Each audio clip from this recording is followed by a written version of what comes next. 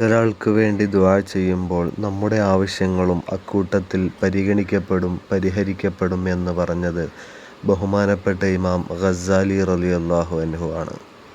അത്തരത്തിൽ ഒരു മാതൃകാപരമായ ദുആ ഖുർആനിൽ വന്നിട്ടുണ്ട്. റബ്ബന ഗ്ഫിർ ലനാ വലിഇഖ്വാനിന അല്ലദീന സബഖൂനാ ബിൽ ഈമാൻ വലാ തജ്അൽ ഫീ ഖുലൂബിനാ ഗില്ലൻ ലില്ലദീന ആമനൂ റബ്ബന ഇന്നക റഊഫുർ റഹീം. റബ്ബന, ഞങ്ങളുടെ രക്ഷിതാവേ, ഇഗ്ഫിർ ലനാ, ഞങ്ങൾക്ക് നീ പാപമോചനം നൽകണമേ, വലിഇഖ്വാനിന, ഞങ്ങളുടെ സഹോദരങ്ങൾക്കും, അല്ലദീന സബഖൂനാ ബിൽ ഈമാൻ, ഈമാൻ കൊണ്ട് ഞങ്ങൾക്കു മുന്നേ നടന്നു നീങ്ങിയവർ, അങ്ങനെയുള്ള സഹോദരങ്ങൾക്കും നീ പുറത്തു കൊടുക്കണമേ.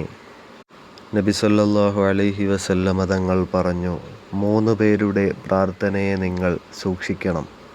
അവരുടെ പ്രാർത്ഥനയ്ക്ക് ഉത്തരമുണ്ട്. അതുകൊണ്ട് അവരുടെ പ്രാർത്ഥനയെ നിങ്ങൾ സൂക്ഷിക്കണം. 1. ദഅവത്തു മദ്ലൂം, ആക്രമിക്കപ്പെട്ടവൻ്റെ പ്രാർത്ഥനയാണ്. അത് സംബന്ധമായി ഒരു ചരിത്ര സംഭവം ഇങ്ങനെ കാണാം.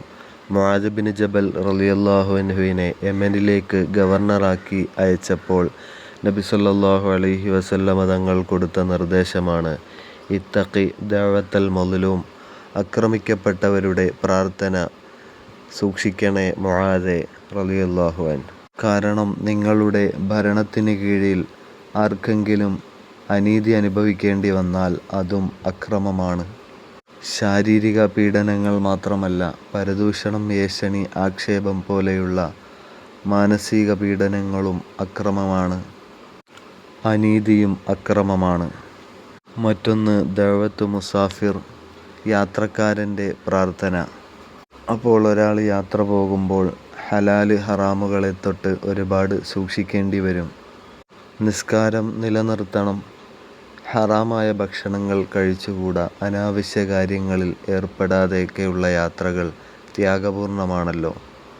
അപ്പോൾ അതിനൊക്കെ ഈമാൻ വേണ്ടി വരും.